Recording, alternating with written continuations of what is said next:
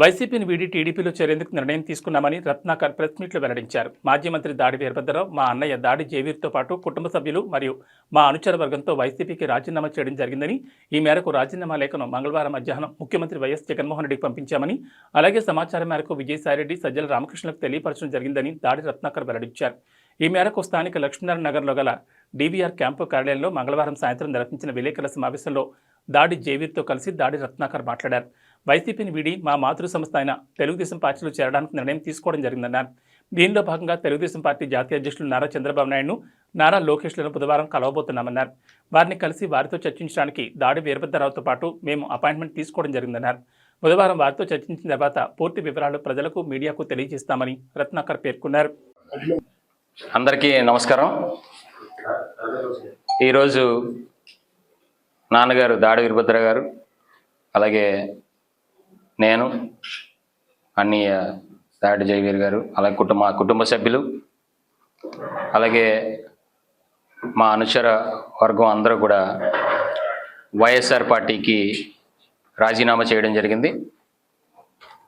ఇందాకట 3 గంటలకే ముఖ్యమంత్రి జగన్మోహన్ రెడ్డి గారికి ఆ రాజీనామా లేఖని పంపించడం, అలాగే సమాచారం కొరకు సాయిరెడ్డి గారికి, అట్లాగే సజ్జల రామకృష్ణారెడ్డి గారికి కూడా తెలియపరచడం జరిగింది. మరి వైఎస్ఆర్ పార్టీని వీడి మా మాతృ సంస్థ అయినటువంటి తెలుగుదేశం పార్టీలో చేరడానికి నిర్ణయం తీసుకున్నాం. మన అందులో భాగంగా గౌరవ తెలుగుదేశం పార్టీ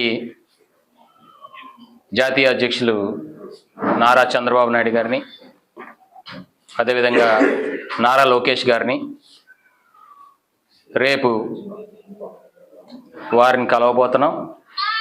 వారిని కలిసి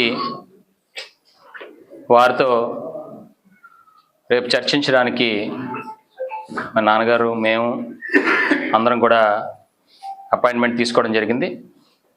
అందులో భాగంగా రేపు వారితో చర్చించిన తర్వాత పూర్తి వివరాలు రేపు ప్రజలందరికీ, అలాగే ప్రెస్ వారందరికీ కూడా తెలియపరుస్తామని ఈ సందర్భంగా తెలియజేసుకుంటా ఉన్నాం. ఇంకా అవన్నీ ప్రస్తుతానికి రేపు అవన్నీ చెప్పదలుచుకున్నాం. ఎందుకంటే వాళ్ళతో చర్చలు జరిపిన తర్వాత వాళ్ళు ఆ కంక్లూజన్, చర్చల తాలూకా ఫలితాలని రేపు వెలువరించడం జరుగుతుంది. అంతవరకు దయచేసి అందరూ ఎన్నాళ్ళు ఓపిక పట్టారు, ఇంకా 24 గంటలు ఓపిక పట్టాలని మనస్ఫూర్తిగా కోరుకుంటా ఉన్నాం.